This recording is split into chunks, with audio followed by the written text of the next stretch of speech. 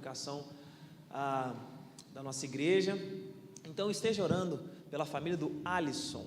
Foi muito repentino assim a morte do pai dele, então esteja em oração por essa família, alguém que a gente está evangelizando, então, para que Deus console toda a família. Lembre do Alisson e de toda a família também, Miller, por favor. Senhor Deus, nós te agradecemos por dízimos, por ofertas entregues aqui em tua casa essa manhã. Bendizemos a ti por todas as provisões que o Senhor tem proporcionado ao teu povo. Sabemos que tudo isso vem do Senhor, é o Senhor que permite, é o Senhor que dá. Te agradecemos, ó Deus, pela oportunidade de participar da tua obra. Te agradecemos também por vidas, ó Deus, por aqueles que completam aniversário, bodas. Ó Deus, te agradecemos porque é o Senhor quem tem sustentado cada vida na tua presença. Pedimos a ti, Senhor, pela vida do Alisson e de toda a sua família, que o Senhor possa confortar neste momento difícil. Cuida, Senhor, dessa família enlutada, ó Deus, e cuida também dos enfermos, daqueles que estão passando necessidade, aqueles que estão hospitalizados. Ó Deus, cremos que o Senhor estará, ó Deus, continuando a providenciar todas as coisas, ó Deus, e por isso nos alegramos em tua presença. Agradecemos por tudo que tens feito por nós. Assim nós oramos em nome de Jesus. Amém. Amém. As crianças também participarão do culto infantil neste momento. Então as crianças podem seguir até a entrada do nosso salão de cultos, porque as suas tutoras já estão, ou tutores também estão esperando por vocês. Que Deus abençoe grandemente as nossas crianças. Elas continuarão prestando culto ao Senhor, meus irmãos, mas, como nós sabemos, na linguagem delas. Anunciamos as maravilhas do eterno amor de Deus. Hoje, o pastor Petrônio será o pregador dessa manhã. Então, esteja em oração, abra o seu coração para aquilo que o Senhor há de falar conosco.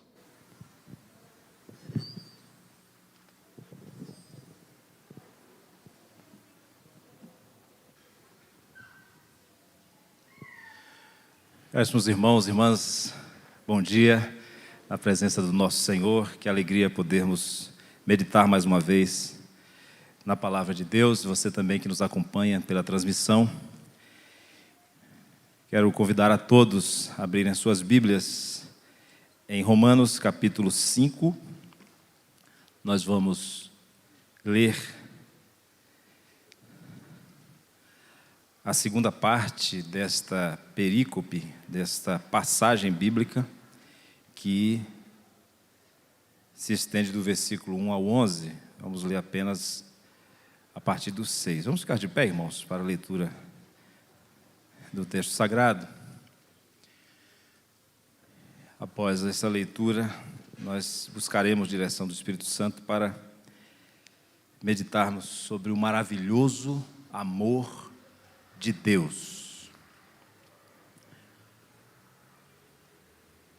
Porque Cristo, quando nós ainda éramos fracos, morreu a seu tempo pelos ímpios.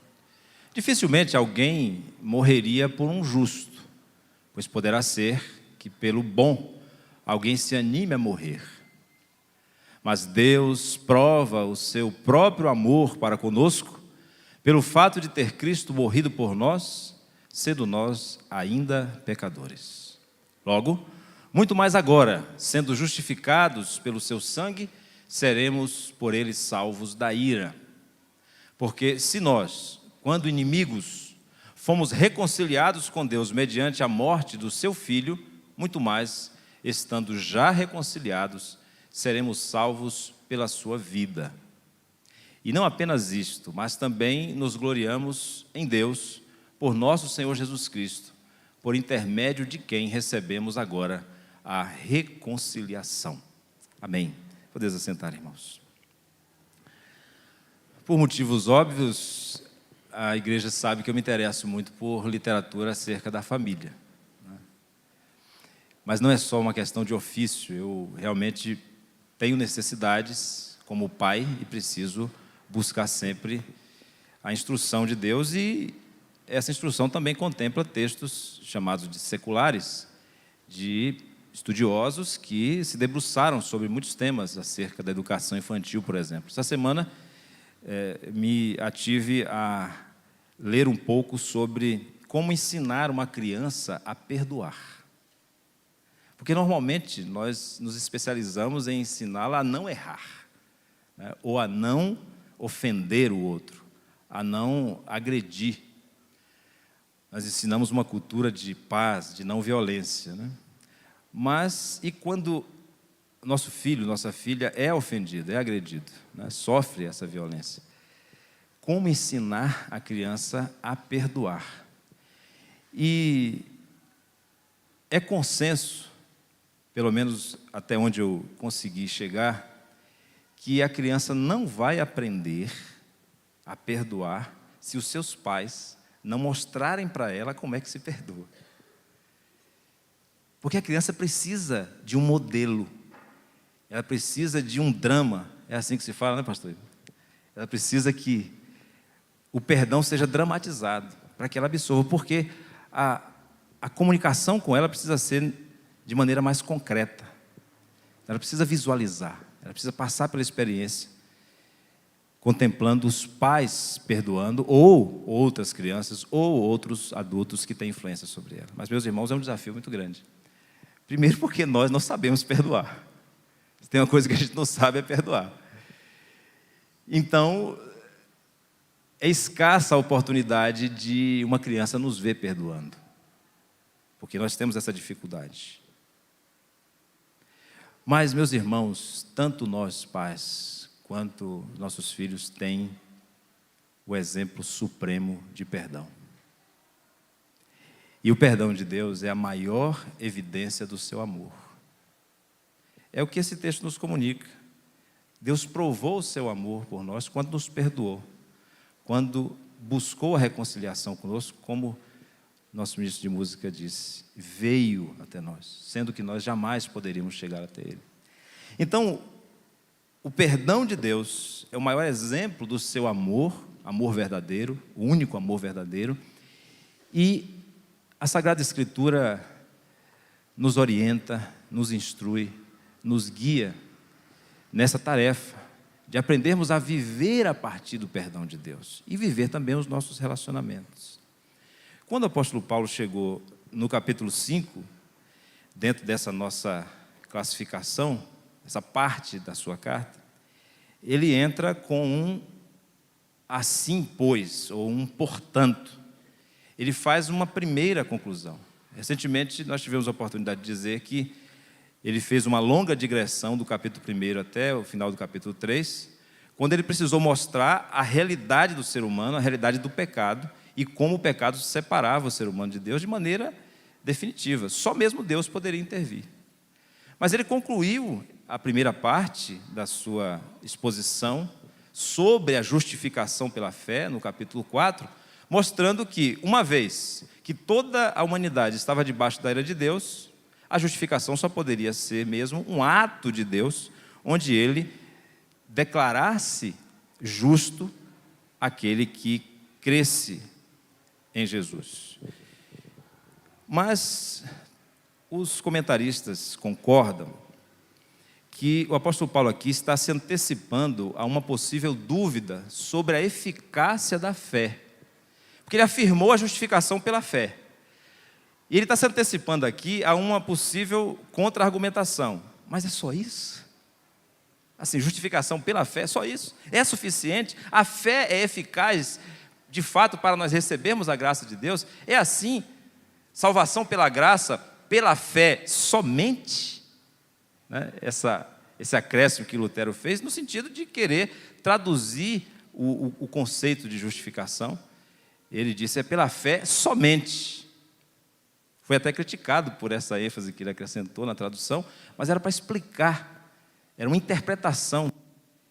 O apóstolo Paulo, então, deve estar se antecipando a essa argumentação, senão já tinha informação de que havia essa contradição no seio da igreja.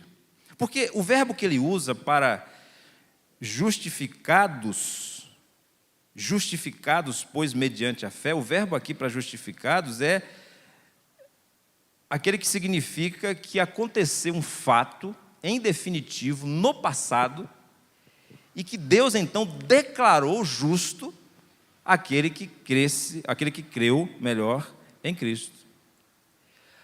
Então, o apóstolo Paulo começa o capítulo 5 mostrando os resultados disso, para comprovar que a fé foi eficaz, como instrumento para receber a justificação. E ele começa a dar algumas provas disso. Ele começa a mostrar os efeitos. Vamos ler do versículo 1 ao 5, para nós termos a noção mais clara das palavras que ele usou. Justificados, pois, mediante a fé, temos paz com Deus, por meio do nosso Senhor Jesus Cristo, por intermédio de quem obtivemos igualmente acesso pela fé a esta graça na qual estamos firmes. E gloriamo-nos na esperança da glória de Deus. E não somente isso, mas também nos gloriamos nas próprias tribulações, sabendo que a tribulação produz a perseverança, e a perseverança produz a experiência, e a experiência a esperança. Ora, a esperança não confunde, porque o amor de Deus é derramado no nosso coração pelo Espírito Santo que nos foi outorgado.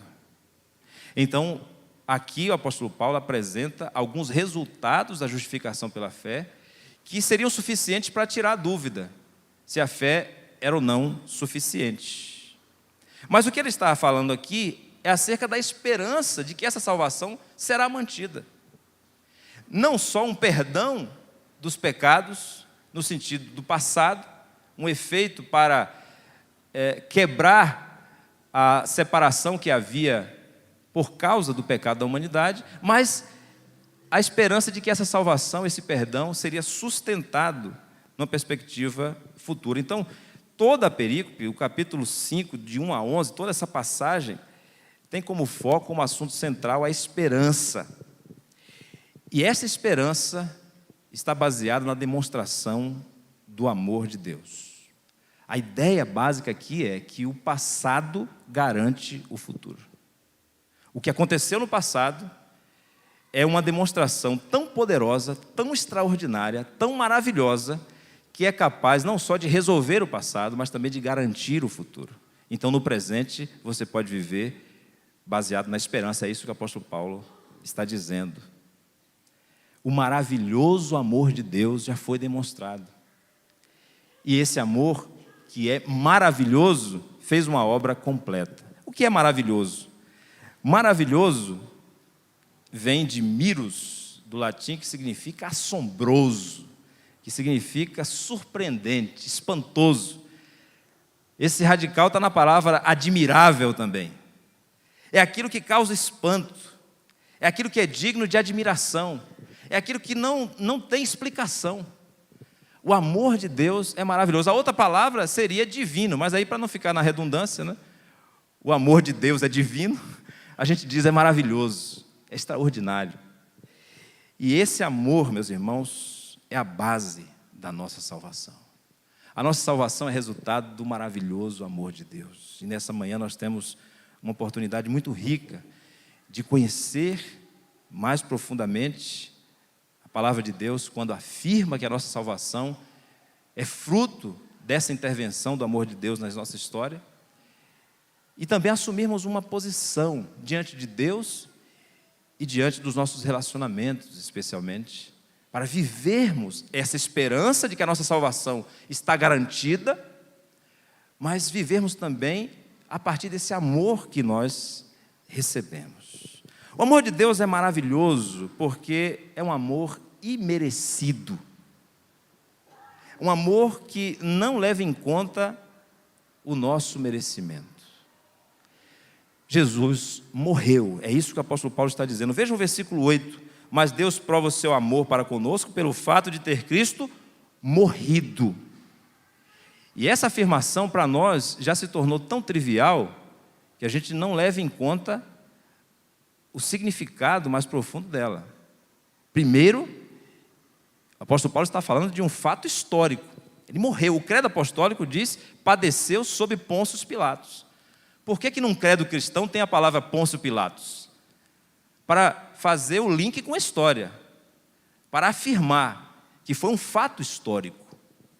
De fato, ele morreu.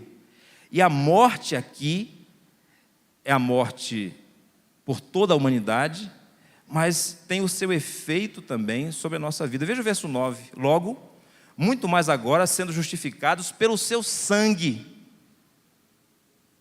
seremos por ele salvos da ira. Vejam, a morte é um fato histórico, mas ela não tem uma relação conosco apenas de influência.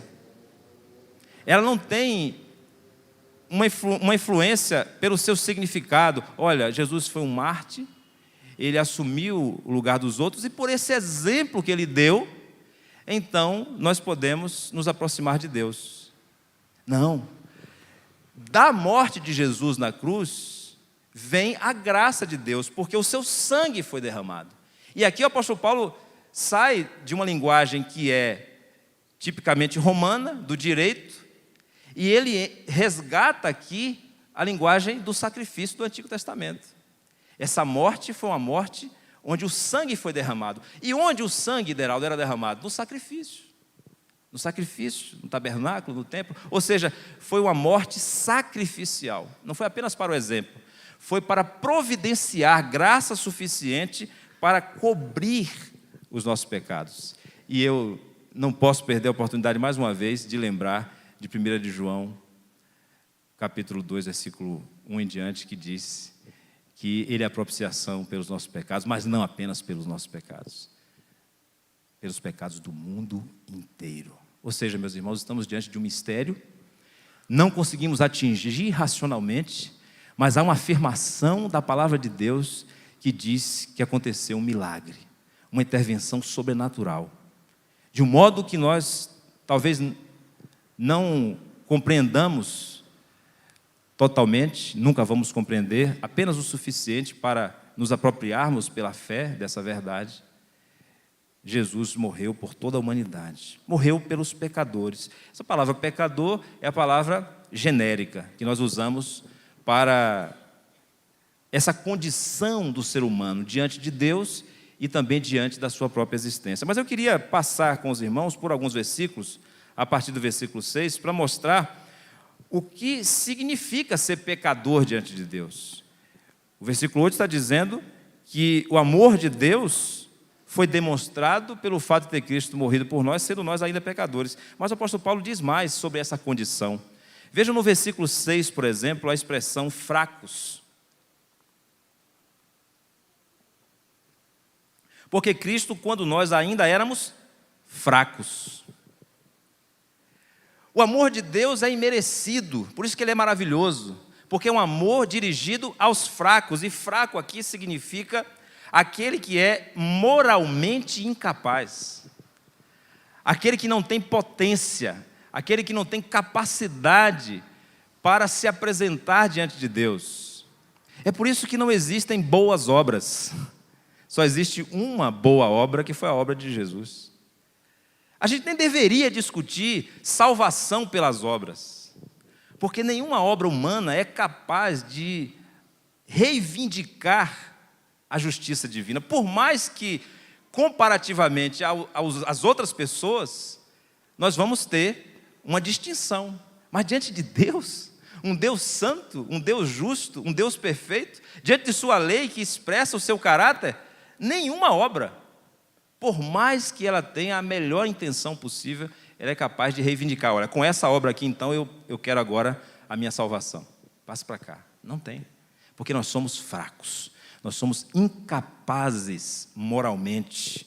Nós estamos contaminados pelo pecado. Mas o apóstolo Paulo diz mais. Nesse mesmo versículo ele diz assim: quando nós ainda éramos fracos, morreu a seu tempo pelos ímpios. E agora a ideia aqui é que ele vai usando palavras que vão revelando cada vez mais a gravidade do pecado, porque ímpio é diferente de fraco. Fraco é aquele que é incapaz moralmente de alcançar a justiça de Deus, mas ímpio é aquele que está em rebeldia contra Deus. O ímpio aqui é o irreverente, aquele que não tem temor, aquele que não acata a ordem de Deus, aquele que desobedece, que se rebela contra Deus. Então, o amor de Deus foi direcionado a pessoas incapazes de agradá-lo, de fazer a sua vontade, mas há pessoas que, uma vez que estavam, então, em pecado, em desobediência, eram rebeldes contra Deus. É amor para os rebeldes, não apenas para os fracos. E o apóstolo Paulo continua apresentando a palavra que nós lemos no versículo 8, que é pecadores, que vem do sentido de errar o alvo, aquele que se desviou. É até uma palavra comum no meio evangélico, um desviado. Mas toda a humanidade se desviou do caminho, se desviou do alvo estabelecido por Deus, que era a glória de Deus, porque todo ser humano foi criado para a glória de Deus, criado à imagem e semelhança de Deus. Então, pecador é aquele que é indigno, aquele que é impuro, porque no versículo 8, a palavra aparece em contraste com Cristo, pelo fato de ter Cristo morrido, e nós sabemos que ele morreu inocente de qualquer pecado, puro. Então, o pecador aqui é o impuro, é o indigno, é aquele que não merecia de fato, aquele que se desviou. Então, o amor de Deus é maravilhoso, porque ele se direcionou a nós que somos incapazes de fazer a sua vontade, incapazes até mesmo de desejar o bem, desviadas, ímpias, rebeldes. Mas o apóstolo Paulo chega na última dessas 4 palavras, que é a palavra mais dramática. Veja que no versículo 10 ele diz: porque se nós, quando inimigos, fomos reconciliados. Aí, como diz o adolescente, pera, porque agora a coisa se tornou pessoal. Entende? A gente sai agora de uma classificação do sentido moral, incapaz. Sai de uma classificação no sentido religioso, ele é um ímpio, ele não teme a Deus, ou então ele é impuro, ele precisa ser purificado. Mas agora a questão é pessoal, entende? O amor de Deus é tão maravilhoso que ele se direcionou a quem não queria um relacionamento com ele, a quem se colocou contra ele. O que é o inimigo? O inimigo, a ideia aqui é de um adversário, é aquele que está do outro lado, do outro lado do campo, é aquele que joga contra você, é aquele que quer a sua derrota, é aquele que não leva em conta o seu interesse. Aqui o sentido é pessoal. Alguns chegam a traduzir essa palavra como odiosos, aqueles que odeiam a Deus. Pastor Igor, Deus amou quem odiava a Deus. Ah, pastor, mas ninguém é capaz de odiar a Deus, né? Assim, o senhor está forçando. É uma interpretação sua, porque ninguém odeia a Deus, não? Não há aversão à lei de Deus? Não há rejeição à santidade de Deus na humanidade? E eu não preciso aqui elencar uma série de situações que mostram que a humanidade não só se afastou de Deus, coitada, perdeu o privilégio, não. A humanidade quis assumir o lugar de Deus. E começa a vir à minha memória, meus irmãos, por exemplo, Gênesis, do capítulo 1 a 11, quando nós vamos vendo uma degradação progressiva, até chegar ao capítulo 11, quando os seres humanos se reuniram, irmão João Batista, para tomarem a cidade de Deus, a morada de Deus. Olha o nível do orgulho, da arrogância, da prepotência. Odiosos, inimigos de Deus. E o amor de Deus se direcionou a pessoas assim, como eu e como você. Esse amor é maravilhoso. Esse amor é extraordinário. Esse amor é imerecido. Essa deve ser a nossa consciência. William Temple, um bispo anglicano, ele disse algo sobre a salvação que resume muito bem qual deve ser o nosso pensamento diante de Deus. Em toda a nossa vida, ele diz assim: tudo vem de Deus. A única contribuição pessoal que eu faço na minha redenção é o pecado do qual eu preciso ser redimido. Eu vou ler de novo. Tudo vem de Deus, tudo é graça. Mas eu tenho uma contribuição.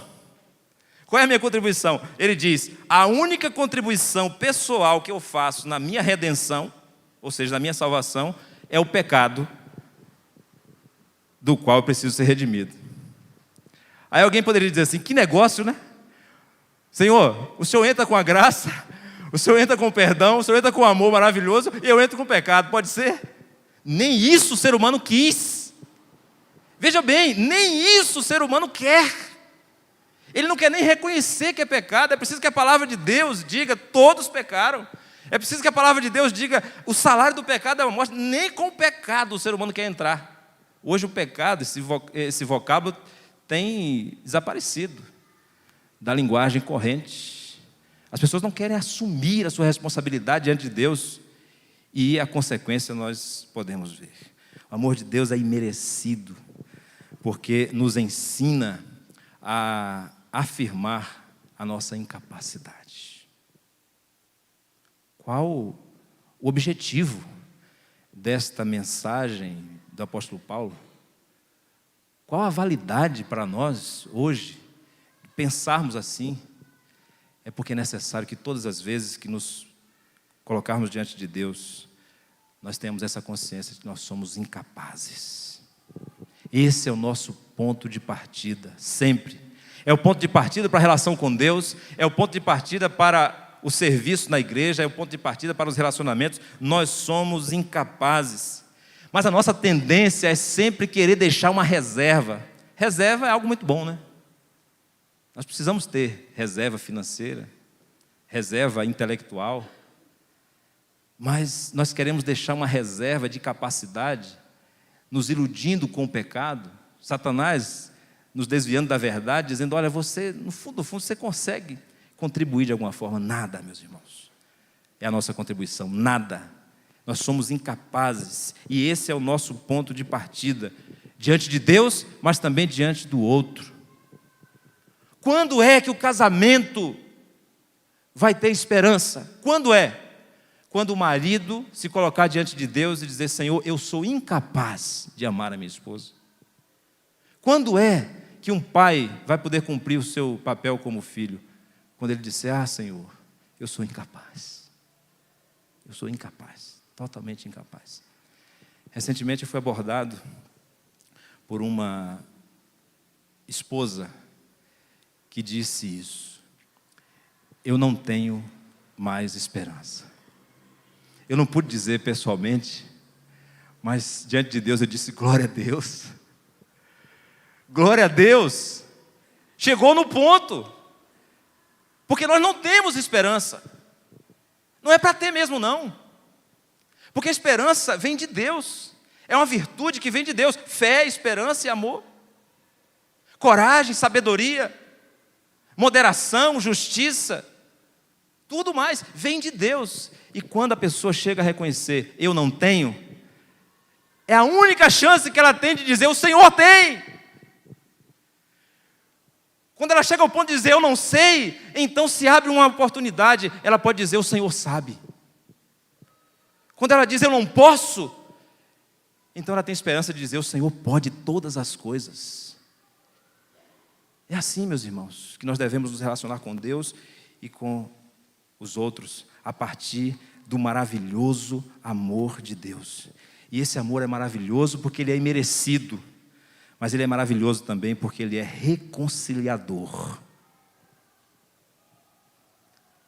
A reconciliação não seria possível. Aliás, aqui os comentaristas fazem essa ressalva. Deus não precisava se reconciliar com ninguém. O ser humano é que precisava, mas não podia, por ser pecador. Então Deus promoveu a reconciliação. Quando derramou o seu Espírito, olha só, o amor de Deus tem uma garantia. O Espírito Santo é recebido por aquele que crê. Versículo 5 diz, porque o amor de Deus é derramado em nós pelo Espírito Santo. Lembra daquele dia? O dia do convencimento do pecado, da justiça e do juízo. Aquele dia em que alguém bateu na porta do seu coração e não impôs, mas disse, eu vim para promover a reconciliação, e ofereceu o Espírito Santo. E quem recebeu o amor de Deus, quem recebeu o Espírito Santo, então se abriu para o que só Deus poderia fazer. A expressão o amor de Deus, aqui no versículo 5, ela pode ser traduzida tanto quanto o amor que vem de Deus, tanto como o amor que nós temos para Deus. Então a tradução completa seria o amor que vem de Deus e que produz o nosso amor por Deus, obra do Espírito Santo. Então a reconciliação é uma obra realizada por Deus. A palavra reconciliação aqui significa uma mudança radical. Aparece no versículo 10, por exemplo, porque se nós, quando éramos inimigos, fomos reconciliados. E no versículo 11, a última palavra, por intermédio de quem recebemos a reconciliação. É uma mudança radical, é uma troca de essência. O relacionamento mudou totalmente. Deus fez essa mudança. Agora, voltando lá para os primeiros versículos, o apóstolo Paulo está preparado aqui para responder a quem tem dúvida se a fé era suficiente. Se a justificação que aconteceu no passado, com a declaração de Deus, de que é justo aquele que crê, o justo vive pela fé. Pela fé, o justo vive. Nós podemos brincar com a ordem dessas expressões, dessas palavras, desses termos. O justo viverá da fé. A ênfase está na fé, né? Mas você muda e diz assim: pela fé o justo viverá. Então a nossa vida é consequência da morte de Jesus na cruz do Calvário e nós recebemos a reconciliação pela fé. Quais são as provas? O apóstolo Paulo vai dizer como é que vive aquele que foi reconciliado com Deus, tem paz com Deus, versículo 1. Justificados, pois, mediante a fé, temos paz com Deus. Segundo lugar, nós temos acesso à graça de Deus, no versículo 2, por intermédio de quem obtivemos igualmente acesso pela fé a esta graça. Nós vivemos no reino da graça. Graça significa aceitação. Deus aceita ter comunhão conosco. Deus nos aceita como amigos, e isso só Ele poderia fazer com o seu amor maravilhoso. Versículos 3 e 4 falam de uma outra evidência de que a fé é suficiente, de que a morte de Jesus de fato nos reconciliou com Deus. Nós temos a oportunidade até mesmo de nos alegrar diante das tribulações e do sofrimento, porque Deus demonstrou o seu amor para conosco. E no versículo 5 que nós lemos, nós temos a habitação do Espírito Santo, que mostra que essa reconciliação de fato aconteceu. Ou seja, nós temos toda a condição para vivermos este relacionamento com Deus. Paulo diz isso também em Colossenses, no capítulo 1, versículos 21 e 22, quando ele mostra a nossa condição. Como é que pode Deus se reconciliar com pecadores? Somente pelo seu amor maravilhoso. Mas nós precisamos recordar disso insistentemente, fervorosamente, todos os dias. Colossenses 1, 21, 22 diz: e a vós outros também que, outrora, erais estranhos e inimigos no entendimento pelas vossas obras malignas. Agora, porém, vos reconciliou no corpo da sua carne mediante a sua morte, para apresentar-vos perante Ele santos, inculpáveis e irrepreensíveis. Como é que Deus me vê? Ele me vê como um pecador, mas Ele me vê como um pecador salvo. Todos os dias eu procuro me lembrar de repetir isso para o Senhor. Dizer a Deus quem eu sou, porque assim eu estou dizendo para a minha alma quem eu sou. Eu sou um pecador salvo pela graça de Deus. Sou pecador? Sim. Admito, confesso. Mas eu sou um pecador que vive na graça, que foi reconciliado por Deus. Sendo incapaz, o próprio Deus demonstrou o seu amor maravilhoso.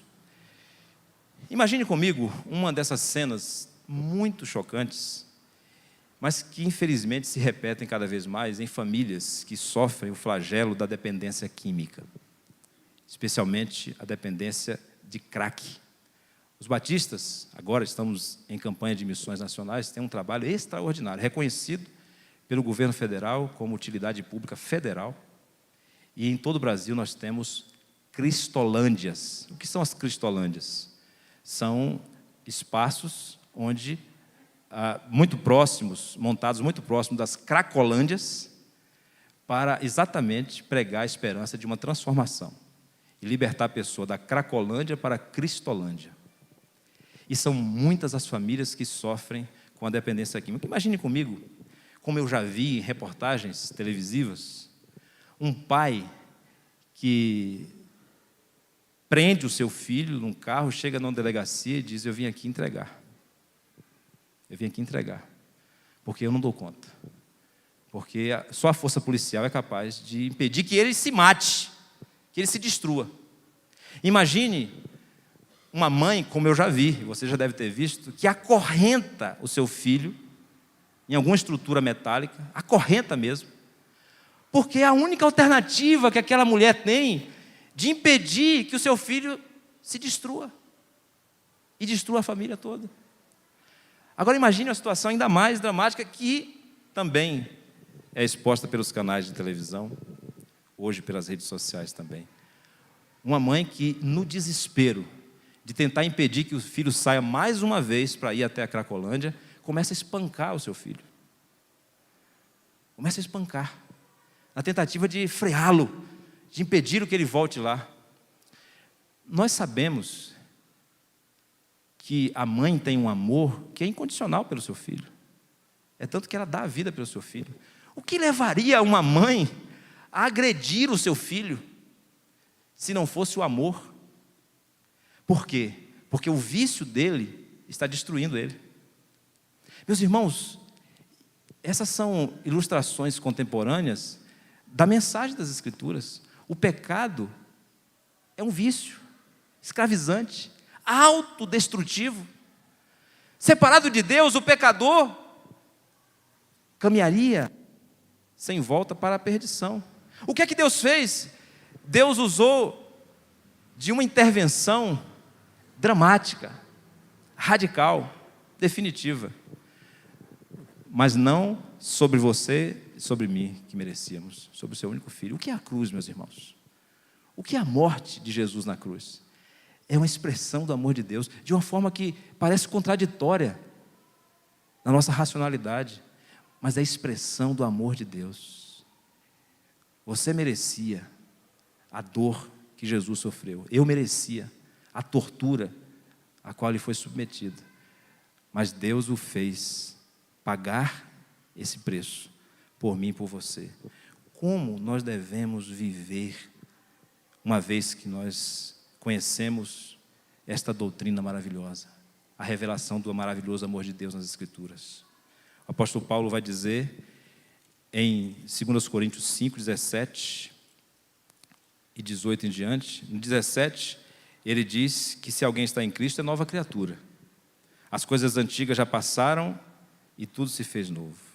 Mas a partir do 18 ele diz: agora que você está reconciliado com Deus, você vai viver a partir dessa reconciliação. Ora, tudo provém de Deus, que nos reconciliou consigo mesmo por meio de Cristo e nos deu o ministério da reconciliação. Nós temos um serviço a partir da salvação, que é proclamar e viver esse amor de Deus, a saber que Deus estava em Cristo, reconciliando consigo o mundo. As pessoas não sabem, elas precisam saber que Deus já providenciou o meio para essa reconciliação, é Cristo na cruz. Então Deus já preparou tudo o que seria necessário para a reconciliação, mas nós precisamos nos tornar, segundo o apóstolo Paulo, embaixadores de Deus, e precisamos rogar ao mundo: reconciliem-se com o Pai. É o versículo 20. Rogamos que vos reconcilieis com Deus. Nós devemos buscar, meus irmãos, aprofundar a nossa amizade com Deus, o nosso relacionamento com Deus, todos os dias, e fazemos isso através de uma prática devocional, é assim que nós chamamos, mas nós podemos falar de uma conversa com Deus, da busca de intimidade com Deus, confiando no seu amor, todos os dias, e mostrando isso através da nossa postura. Mas nós precisamos fazer disso não só um momento religioso, um ritual, nós precisamos fazer disso uma postura diante da vida. Nós estamos diante de uma sociedade marcada pelo desempenho, pela produtividade, onde a pessoa vale pelo que ela tem ou pelo que ela faz, pelos resultados que são mensuráveis. Então você é medido pelo título que você expõe, ou então pela performance, seja no corpo, seja intelectualmente numa academia, seja na empresa, competindo com outros, mas você precisa mostrar resultados. E o tempo todo nós somos cobrados. E essa sociedade do desempenho tem se tornado uma sociedade do cansaço, porque as pessoas não suportam mais viver sem graça. Ninguém consegue viver sem a graça de Deus. Não é só uma questão de fé, é uma questão de vida. O justo, pela fé, viverá. É viver pela graça de Deus. É viver abrindo mão do seu próprio esforço, da busca por um mérito pessoal, e entender que é incapaz e que deve viver a partir do amor de Deus. Esse amor que é imerecido, esse amor que é reconciliador, esse amor que torna possível a nossa salvação. Vamos, meus irmãos, cantar esse amor. Vamos lembrar dessa doutrina através da belíssima melodia do hino 25 do cantor cristão, que tem esse título, Amor. E nós sairemos daqui nesta manhã com a oportunidade de continuarmos celebrando ao Senhor pelo maravilhoso amor de Deus demonstrado pelo fato de que Cristo morreu por nós.